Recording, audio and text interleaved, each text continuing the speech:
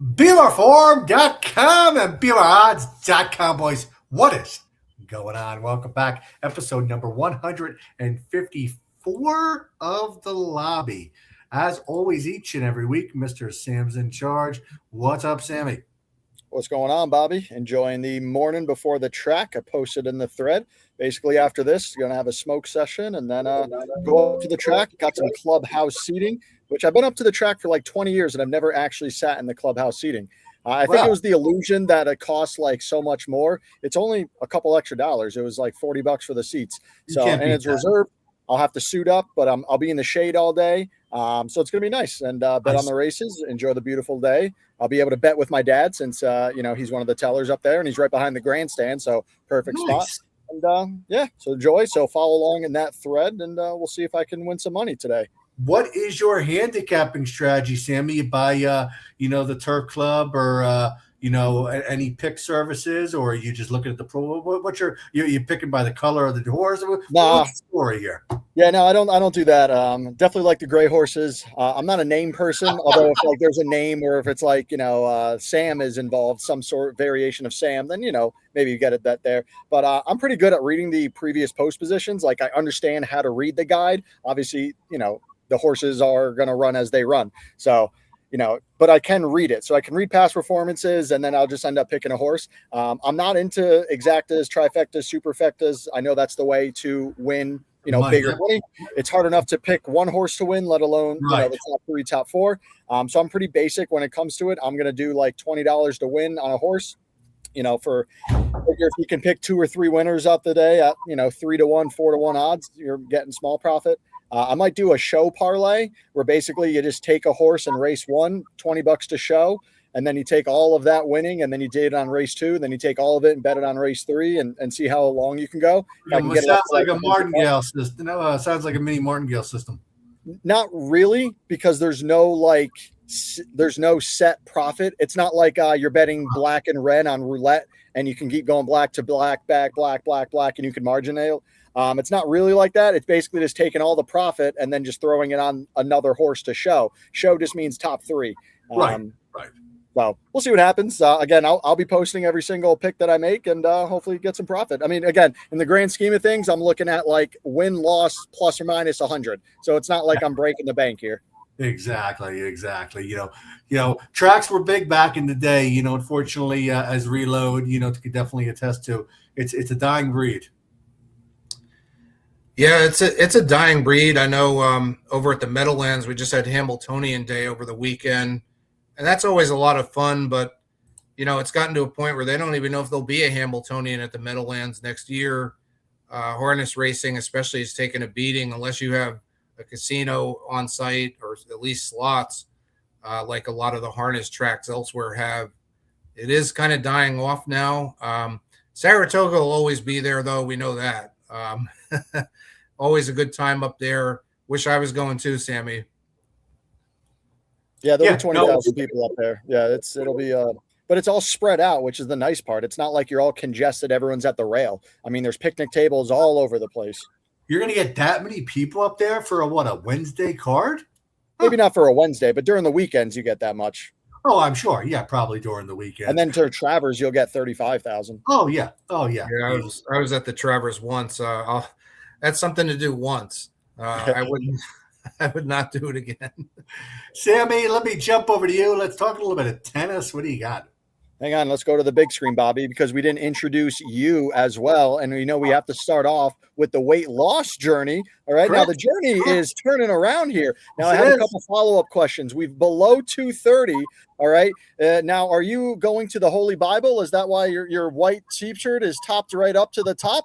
Is that what we're doing? Are we praying to the Lord's? And then also, is the weight loss adding to the hair on top? Because I don't know what's going on top over here. It's like we're compensating for the baldness or we're pushing it over. Just check it out. I'm positive on the weight loss, but I'm just seeing if we're checking with the Holy Spirit or what's going on there. Well, I am praying that, the weight loss, journey does continue trending in the right direction.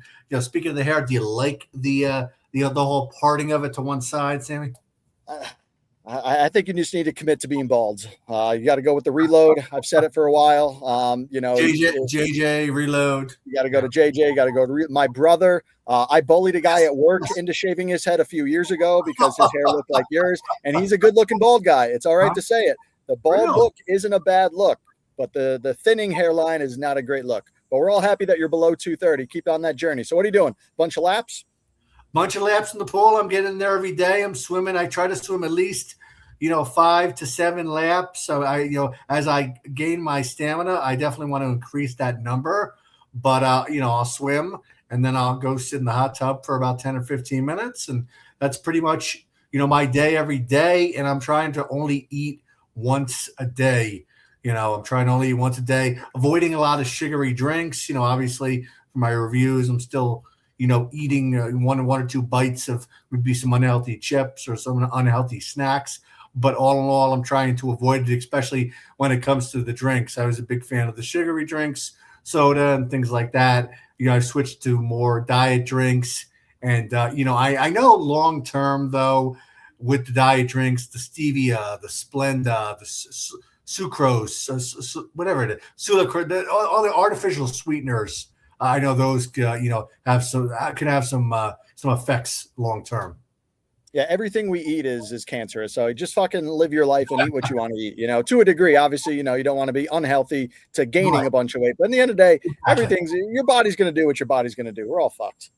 You know what? Yes and no, because honestly, I think I felt better. I think I looked better. My cock performed better. Diggity, diggity. Diggity, my cock performed better. Maybe you can see it. You can see it finally. Sammy, let's talk about your tennis balls and let's talk some tennis. Yeah, it's going pretty bad actually. The tennis thread is still net positive 40 units, but I was plus like mid 50s last week. I'm down like 15 units. I am getting crushed this week in Montreal and in Toronto. I'm enjoying watching it. It's been some great action. We're down to the semifinals in the messed up 10-day, week and a half Master 1000. I hate it that they extended it. It should be back to like the action pack week long, but they got the 10-day Master 1000, which overrides because Cincinnati starts on Thursday, which is also the finals of these events. So it's definitely messed up.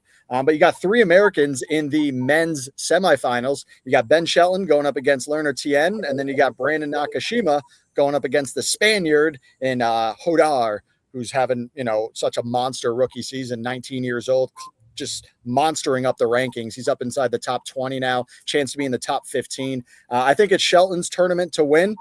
So I'm taking him and I'm taking Joe Dar over Nakashima. Both should be great matches. On the women's side, you got Coco Gauff, another American that's going to go up against Rybakina tonight, world number 2. Coco's in the top 6. I do like Coco just because she had a walkover yesterday against Belinda Bencic, and Rybakina had a tough 3-set win against Naomi Osaka. Great match, Texan Big J all the way through. He had Rybakina as an underdog, which was awesome. But I think Coco not playing yesterday will be the slight edge, give her the advantage. And then I'm going with Iga over Svitolina. Svitolina's having a great season, and I do like her. But Iga, she's rolling right now. She's had a really bad season, but right now she's playing some really good tennis, and she's ready to get a title on her belt. So that's what I'm going with. But fade away because I have been on a big losing streak. I was just going to ask, what's the record at? So right now I'm 476 and 379 plus 39 units. Okay. So again, we're still having an awesome season, but when you're comparing it to last week, I am down about 15 units. All righty. Well, good luck on all the action there, Sam. Reload, let me jump over to you. Let's talk some WNBA. You have any triple penetration for us? Yes. Last week we went 3-0 with triple penetration on the show here.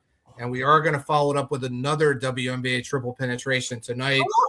So I'm going to give everybody a few seconds, get your money in, and there we go. Triple penetration time. Yes, I like all the underdogs tonight. I think some of these favorites are really in like look-ahead spots and are overvalued in the games that they're in. So we're going to start with the Toronto Tempo plus 10 at the Dallas Wings. Toronto Tempo, a sneaky road dog, gets to cover a lot of times, 10-5 on the season against the spread as a road dog, and Dallas just 1-5 against the spread in their last 6 as a favorite. So I do think Dallas will look ahead as well. They've got games coming up in Indiana and Golden State. So this will I think they'll margin of victory won't be quite high. Toronto might get a backdoor cover at the end, so look for that. Second game, Portland Fire plus 13 hosting the Minnesota Lynx. That's right, double-digit home dog, Portland Fire. Good value here. Minnesota just 1-4 against the spread in their last 5 as a road favorite, and the Portland Fire just won 2 in a row at home. So bring it on here at plus 13. And finally, the lowly Chicago Sky at plus 9 at Golden State tonight. Chicago 7-2 against the spread in their last 9 as a road dog. I do see the steam was hitting this one. It did drop from 9.5 to 9. It's even 8.5 on some boards now. Golden State just 1-4 against the spread. Their last 5 was home chalk of 7.5 or more. So this is another spot where they're overvalued. And as with the other games, I think Golden State looking past this one to Dallas and Minnesota coming up. So the 3 picks, Toronto plus 10, Portland plus 13, and Chicago plus 9. That is triple penetration. Woo. All righty. Thank you, Reload. Sam, let's talk real quick. WNBA, and the NBA schedule is out. Opening night, there's 3 matchups. But the matchup I definitely want to highlight that probably is going to be circled on, I know it's going to be circled on your calendar. It's going to be circled on probably everybody else's. LeBron James's debut in Philadelphia against the Knicks. Yeah, and the get-in price is $2,300. All right, because we were already looking at prices yesterday at work because obviously we're a bunch of Knicks fans there. $2,300. Not only, everything. It's every scenario. It's opening day at MSG, right? It's LeBron's first game in the 70s or in Philadelphia, attire, and it's the Knicks ring. So they get the rings and they do the banner rise. So everything about this scenario is going to have insane ratings. And that's why the Garden is going to be rocking. And another reason why LeBron is just the worst. And he hijacked the offseason because the schedule needed to come out and he needed to pick a team for this exact reason so that we can make all the headline games. We got the Christmas schedule out, which the Christmas schedule is awesome between NBA and NFL. Obviously, NFL is still going to dominate, but the Knicks play at 12 o'clock against the Spurs, so that'll be a fun former NBA final last year, matchup. But yeah, I'm pumped that the Knicks are going to start off 1-0. The fraudulent, selfish 76ers that aren't a team, they're a bunch of individuals against the team of the New York Knickerbockers. All righty, Sammy, thank you. And you did touch on it real quick. It's a great slate on Christmas Day between the NBA and the NFL. You got games going from noon all the way up until 10:30 at night between a combination of NBA and NFL. It's a great day to be a sports fan there, Sam. And speaking of NFL, Sammy, let's talk some contests. Yeah, NFL contest alive and going. What do we always say? A free way to get real money. We're degenerate gamblers, so any free contest to win real money, we're going to be signing up for it. All the names out the woodwork, all the ghosts come into play during contest season. But a couple of them to highlight, you got Against the Spread Survivor. So Survivor's hard enough on the money line. Now another variable, Against the Spread. So you can only pick one team, and once you pick that team, you can't pick them for the rest of the season, and they have to cover the spread. So whether you're picking an underdog or a favorite, I got to look into the rules a little bit. Pushes most likely count as a loss. So right off the bat, you shouldn't be betting any whole numbers. You should only be betting 0.5 numbers to avoid the push. So that's right off the bat one of my strategies because a push probably is a loss. And my guess is that you won't see the Survivor Against the Spread go past 12 or 13 weeks. I'd really want to see an over-under because it won't go all season. Again, money line, depending on the number of entries, you could see it go all the way. Against the Spread, I'd love to see an over-under for how long that's going to last. And then the other contest, which is very popular, we've been doing it for a bunch of years here, is the Pick'em contest. You pick 7 matchups against the spread, and then you got to rank them 1 through 7. So it's a game within a game because not only do you have to, pick well, but you also have to pick them with confidence. So you can go 6-1, but lose that 7, and someone else goes 5-2, and they win their 7-6, 5-4, and they're going to do better than you. So it's a game within a game. It's a fun weekly prizes and year-long prizes. So get in early, get in often. All righty, Sammy. Oh, and then we got an NCAA football contest. Yes, crazy. It started off as like a 2-man, 3-man, 4-man. Now we're up to 6-man contest. Yep. me versus River versus Jerky versus Tanko versus Headsturks versus the White Phil Ivy. Odds are on the board if you want to bet. Jerky's he's a long shot. He's 10-1. Everyone else is within 2 to 4 to 1. I made the odds, so fuck Jerky. He lost the NBA contest, so I'm going to put him below. He already said he's not that confident, but we'll see what happens. Obviously, it's a fun contest between us. It goes all season, so like 13 regular weeks, 65 picks or something like that. So fun contest. We'll see what happens. I don't have much confidence in myself, but whatever. It's $200 for 4 months of action. So yeah, I can afford that. You can't beat that. And Sammy, you got to work on that. You're a very confident guy. You got to think you're going to win this contest. Even when I don't think I'm going to win, I'm confident in telling you I'm not going to win, which then just portrays the confidence in general. So, boom, reverse psychology. Reverse psychology. Reload, I want to jump over to you. We didn't discuss it, but I want to talk about it real quick. Breaking: the Lakers have been sold for $12 billion. That's billion with a B. To Jared Kushner and Bob Iger. $12 billion.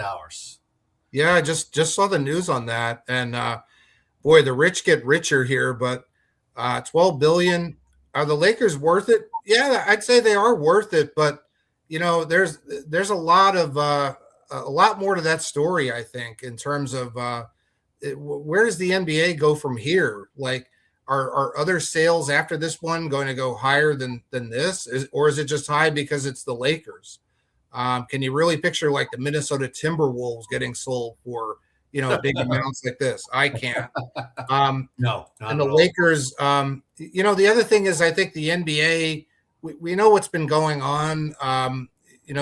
It's not really, it just doesn't have what it used to have as a league. There's always a few big games here and there and all that.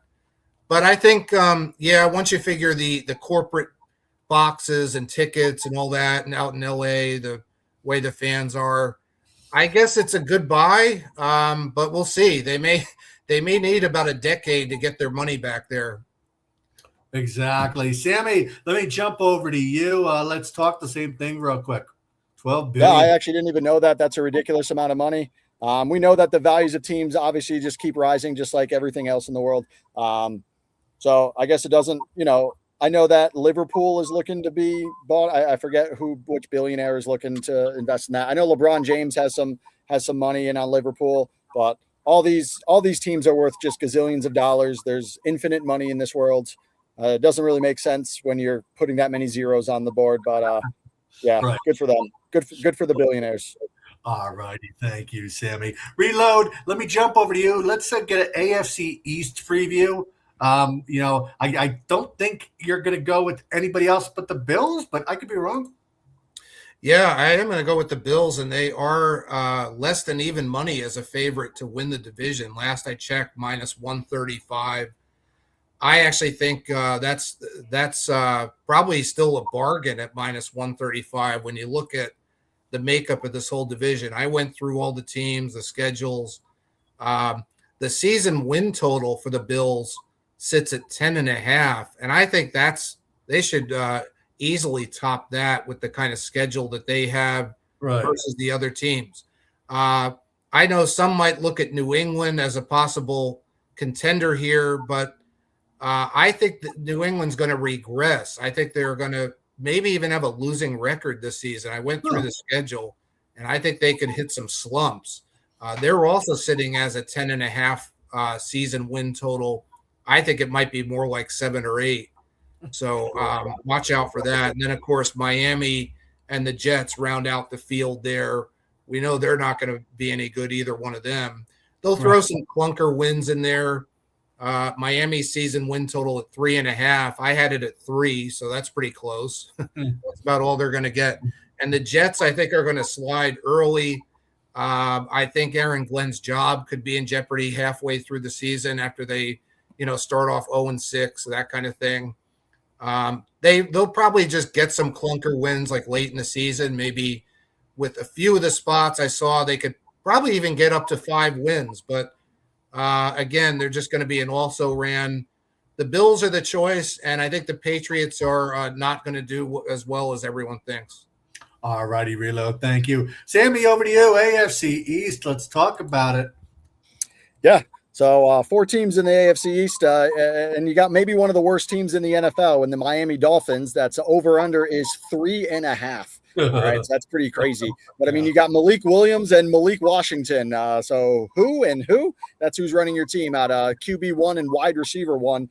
Achane, who's he's a stud running back. I don't know what's going to happen with him because he's probably not going to be happy being the workhorse on a team that's the worst team. Oh, excuse me.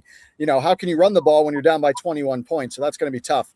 You got the Jets 5.5 wins, with Geno Smith there. So the Jets are going to be Jetson, but at least they're favored to beat Miami, right? And then you got New England and Bills. Obviously, they're the class. It is interesting. New England is, only minus 195 to make the playoffs as the defending AFC champs. They're 20-1 to win the Super Bowl. So they're like the 6-7 choice in there. So they're not even favored, of course, to win their own division with the Bills being there. They're New England's like plus 140-ish, depending on, where you get it. Bills are about 7-1 to win the Super Bowl, 10.5 wins. They still got their main guys, Josh Allen, James Cook, DJ Moore. New England, they did add A.J. Brown, so that's going to help Drake May. But outside of that, Kayshon Boutte, Romeo Dowds, Stevenson, and Henderson is a solid 1-2 punch at running back. But I do think that Drake May is going to have a slump season. I do think they're not going to perform as well. That 9.5 over under is a good line right there. And then for the Bills, they're at 10.5. That's a tough line right there to see where they might come out because they're going to be flirting right at 10 or 11 wins. How about the Bills Stadium? All the renovations and stuff. Then I've been seeing pictures of obstructed views and some negative feedback from the Bill. They spent millions and millions of dollars on the new stadium. I don't think there's a B in front of it. Is there a B in front of that stadium? I don't think so. But they did all that stadium, and it's interesting seeing all the negative feedback on a brand new stadium. Yeah, I watched a video on it the other day. There's a lot of actually obstructed views, which I was really surprised. I was really surprised about on a $1 billion stadium, and they were some glaring obstructed views as well. But Reload, let me jump over to you. Let's talk some NFC East. I know Sam is going to be all over the Cowboys, but that doesn't sound like me. Yeah, so again here, we're starting off with 2 pretty easy divisions to figure out here. In the NFC East, much like the AFC East, I think the Eagles are going to run away with this one. They're listed at plus 115 odds to win the division. I think that's a bargain. The Eagles easily can get 12 plus wins here. The season total is sitting at 10.5. I think they're going to clinch it early. I looked at the schedule. I think they may clinch it even like 2 weeks early to be able to sit starters and all that. That's what you're going to see happen. Dallas, I don't think they're going to come close to even the 9.5. Like they're sitting at 9.5 season wins. I went through the schedule. I think it could be even as low as like 4 or 5 wins. It looks that bad and tough for them. But I think, it's not going to be a winning record for them. Probably like 7 or 8 wins at best for Dallas. And then you got Washington. They'll maybe break through with a few wins here and there, but they're not going to do that much. And the Giants, I think, are a lot of hope because of Harbaugh and all that, but I think that's just a lot of hype. Their season total at 7.5. I think it's going to be less than that. I think they're only going to pick up about 6 wins and have it just be kind of a feel-out year for Harbaugh. Of course, he's going to get multiple years out of this as a chance, but so I don't think he really has to do much the first year. All righty, Reload. Thank you. And guys, you'll be seeing a thread from me later on today or tomorrow. Poker, our first poker event will be this Sunday. As always, you're going to click on that link. When you do register, guys, please, try to register with your BMR Forum username. This way, everybody knows who you are, number one. And number two, you could actually get baller coins for winning. So if you guys want to get the baller coins, participate in the poker tournaments, please go ahead and use that BMR Forum username. But with that being said, guys, have an awesome week. Best of luck on all your plays. Sammy, have a great time at the track. Pick some winners, share some pictures, share some video, and we will see you guys on the forum. See you. Right.